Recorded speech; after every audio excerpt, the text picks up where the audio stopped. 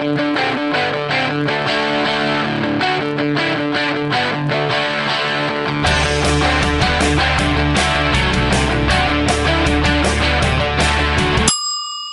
for joining us on the hashtag STRask podcast. As always, we have some great questions for Greg today. Welcome, Greg. Thank you, Amy. We're going to start with one of your favorite topics, I think. This one comes from Eric. Does naturalism necessarily lead to moral relativism? What are some ways naturalists try to claim objective morality? Okay, this is a really good question because it's so pertinent. And naturalism is probably being used here as a synonym with physicalism or materialism. These are metaphysical views, and a metaphysical view is a view that tells you essentially what the foundational, fundamental nature of reality is like. It tells you what's real. On naturalism or materialism or physicalism, the only things that are real are physical entities, the kinds of things that could be examined by science, for example, and they are kind of pushed and pulled around, these entities, by natural law.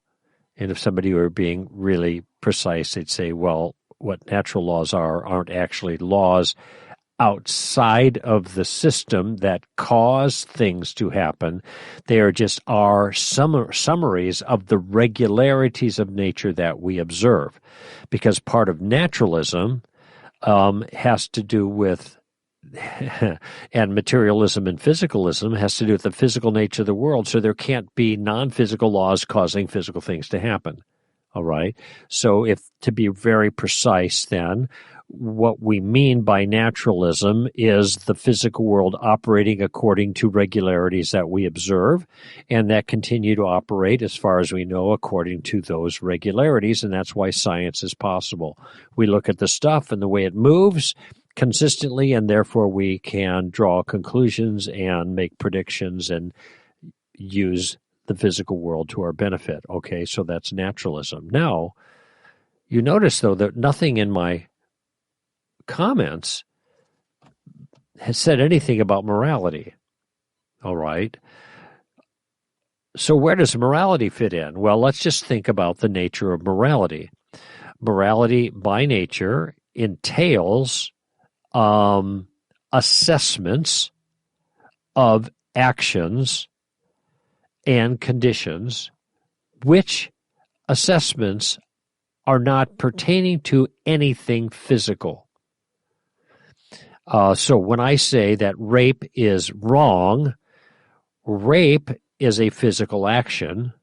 The wrongness of rape is not physical. That is something that is brought to bear as an assessment. It doesn't follow natural law because there is no natural law related to rape. No one's ever claimed such a thing. It is not a physical category, not a physical property. It's a moral property, an ethical thing, so to speak, which, by the way, is why a lot of people deny objective morality or the kind of morality I'm just discussing, this outside of us, this mind-independent quality that we have access to in some way to assess certain actions. Okay, and they'll say there are no non-natural qualities of any kind, no properties that are non-natural. And if morality turns out to be a non-natural quality, then there ain't none of that stuff. Okay, now, so this is what we're talking about is the nature of a worldview compared to a different worldview. A worldview is one's take of the nature of reality, all right? If you are a materialist or a physicalist or a naturalist, and I'm using those terms interchangeably now, though they have little nuances, but for our sake, those nuances aren't relevant, then you are inside a world that is closed off to any outside non-physical things. They just don't exist. So there's no God in that world. There are no angels. There are no demons. There are no leprechauns. There are no miracles. Well, now you got another problem here. What about thoughts?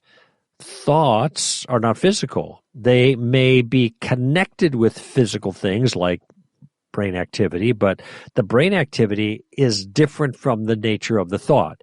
So I'm having a thought about being on the show right now with Amy, but nothing in my brain corresponds with that thought.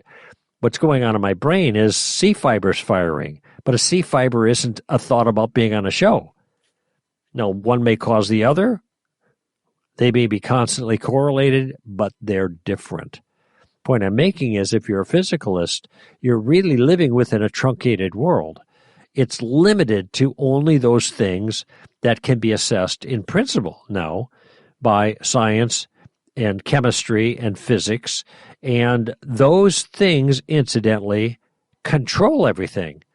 The reason that science works is because if you set up the physical circumstances just the same in every single case, you always get the same consequence. That's called experimental repeatability. Why is that?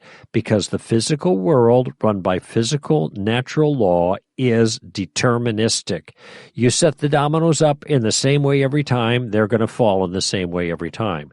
Now, this creates a problem if that's your worldview for free will. Okay, what about personal freedom? Well, that becomes an issue, because that requires something outside of the physical world that can control those dominoes, can stop the dominoes from falling, can initiate the falling of the dominoes. That's called agency, when an individual agent starts or stops something.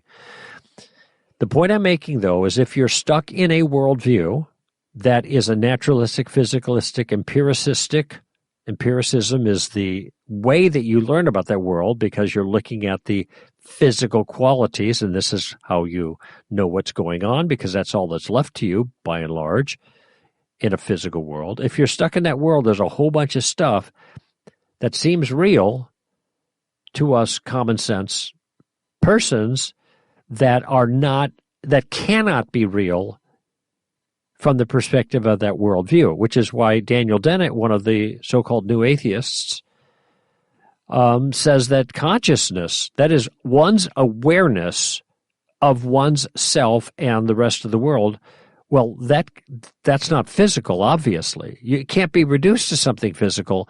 And so Daniel Dennett, understanding such, simply declares that consciousness is an illusion. Pardon me for chuckling, but it's so obviously false. You think you're thinking about yourself? You are having an awareness? That awareness is an illusion. That's his point. There are problems with that. I don't have time to get into that, but notice what he does. He has to deny something obvious about the world in order to hold on to his naturalism, his physicalism. Okay. Now, zeroing down, the same thing is true about morality. Morality is a feature of the world that provides a basis to assess whether an action or a thought or a circumstance is ethically correct or not, is right or wrong in the sense of being moral.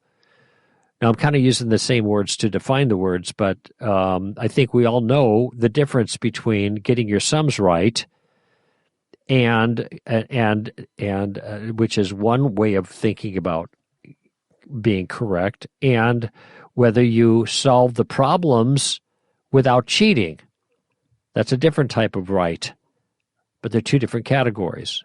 One is functional, maybe you could say, and the other one is moral. In the second case, though, this moral obligation has no place in a physicalistic, naturalistic world. And therefore, if you're physicalistic, naturalistic, materialistic, then even morality is an illusion. Now, there's two ways out of this. One is to let me back up. The most popular way is to attribute morality to evolution, Darwinian evolution. that because we learn morality because it's how we get our genes into the next generation, so we evolved these ideas of right or wrong. Now, keep in mind, what has been evolved according to this view are ideas of right or wrong. Right or wrong doesn't evolve because right or wrong is not physical, and Darwinism is a completely materialistic process. What ends up evolving is our beliefs about things, not the things themselves, not morality proper. In other words, no matter, biology cannot make rape wrong. That's a different kind of assessment. And if Darwinism is all we have to explain morality, then it turns out there is no objective morality of any kind. There are just beliefs people have. And when the morality is in your head on the inside and not in the world on the outside, that's relativism.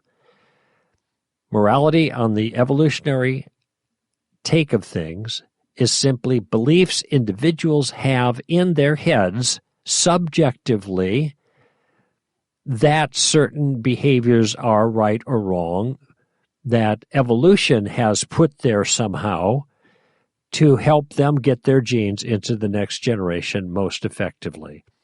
What evolution cannot do is make anything right or wrong in itself.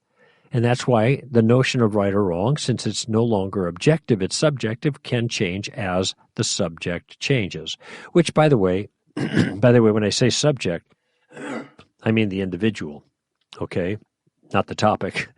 And it changes when the individual changes, which, by the way, raises a question. If Darwinism is all we have access to, or is the only means by which we can, in this system, have moral sentiments or beliefs or feelings, then how can anyone else be faulted for not having the same evolutionarily developed moral sentiments that you happen to have?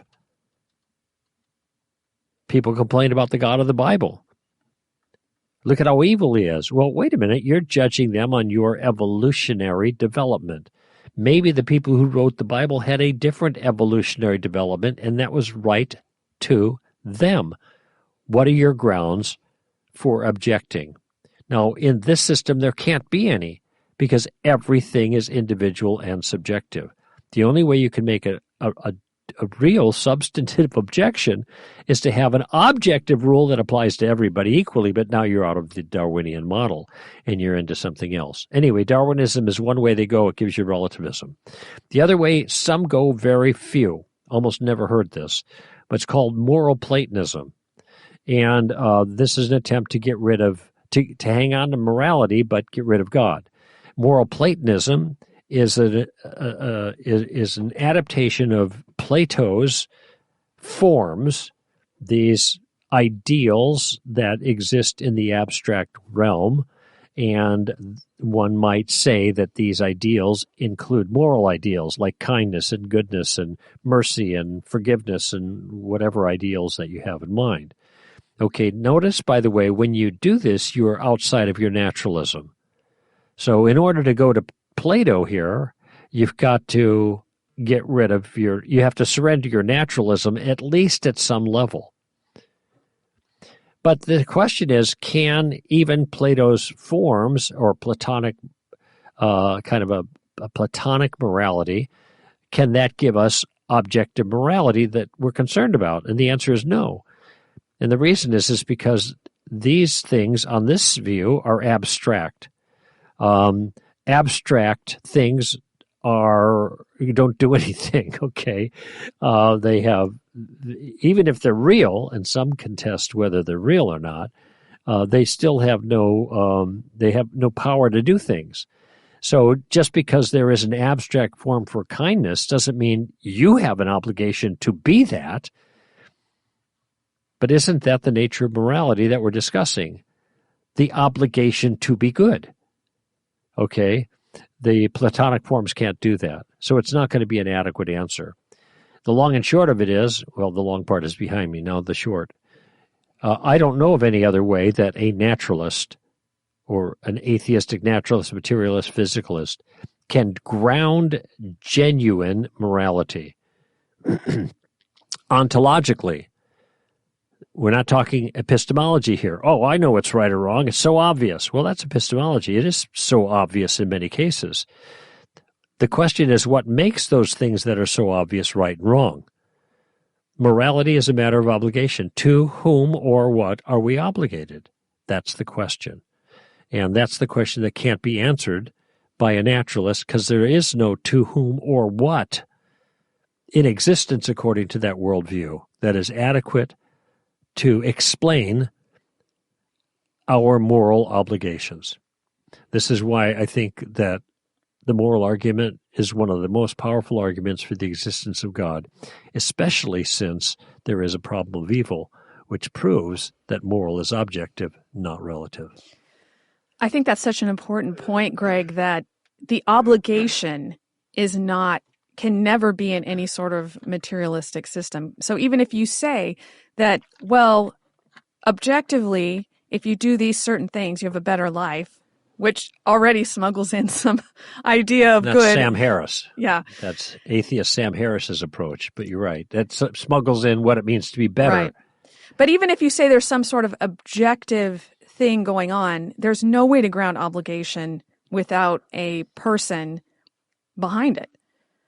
Would you say that's what you would say? That's like saying here is how to hit a nail with your hammer without hitting your thumb.